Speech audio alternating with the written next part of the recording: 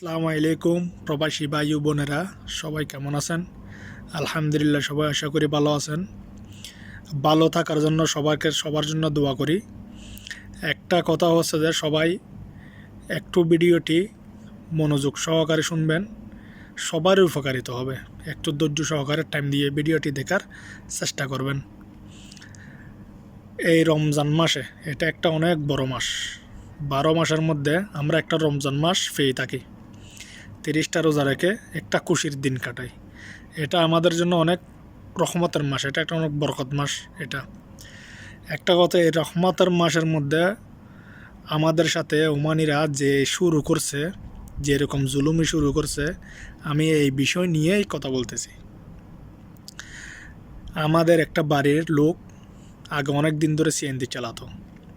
ছেলেটার বয়স তেমন না, ধরেন 25-26 এরকম। উনি অনেক কষ্ট করছে বাংলাদেশেও। উনি একটা ভিসা নিয়ে এই ওমানের মধ্যে, এই প্রবাসের মাঠে মরুভূমির দেশে, এই মরুর দেশে পাড়ি দেয়। এই উনি এখানে একটা কাজকাম করতো ওমানের ইংগেস্টে। ওমানের সাথে কি সমস্যা হয় না হয় তা কিন্তু জানি না। উনি কিন্তু ওমানের মোতাবিক থাকে ছেলেটি। উনি কী করছে, আর বাপে কী করছে, ছেলেটা যখন সাইকেল চালিয়ে যখন যাইতেছে, আর বাবা নাকি ফিস থেকে রাগার চুলা থেকে এসে মেরে ফেলে। এটা কিন্তু শুনতেছি এরকম, কিন্তু নিজের চোখে দেখি নাই। কিন্তু দোষ আর বাপের, এটা জানি আর বাপে মেরে ফেলছে। তার জন্য সবাই যারা ওমানের মধ্যে আছেন, যারা আর বাবার সাথে একটু ঝগড়াঝাতি করার আগে সবাই একটু দূরে থাকবেন, সবাই একটু সাবধান থাকার চেষ্টা করবেন। ওমানিরা বলতে গেলে ভাই, কিছু ওমানি আছে অনেকটাই খারাপ, কিছু বলতে গেলে মনে করেন অনেক বেশি খারাপ।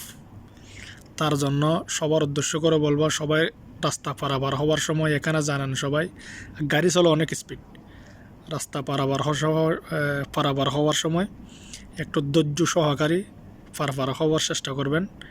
এবং কোনো ওমানির সাথে কোনো রকম বেজাল যাতে না হয়। উনি বেজাল করলেও খালাস, কিন্তু বাড়াবাড়ি করে মারামারি করে কোনো লাভ নেই। তার জন্য কারোর সাথে কোনো ওমানের সাথে ঝগড়াঝাতি করবেন না। কী জন্য?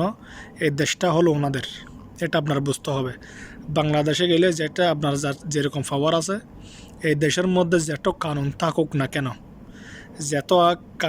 যত বাড়ি থাকুক না কেন, তারপরও ওনাদের দেশের জন্য ওনাদের কানুন বেশি। এই জিনিসটা সবাই মাথায় রাখবেন। ওনারা কথাবার্তা দিয়ে যেরকম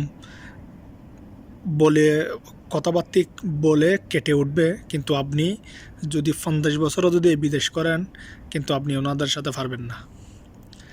তার জন্য সিসি ফুটেজে যদি না ধরে, তাইলে আপনার এই জিনিসটা প্রমাণ করতে অনেক কষ্ট।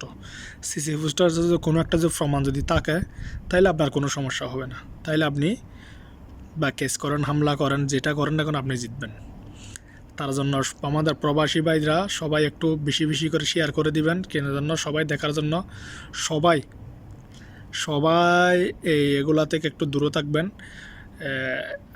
এই আরবাব যাতে এই ছেলেটিকে যে মেরে ফেলছে, সবাই তার জন্য একটু দোয়া করবেন।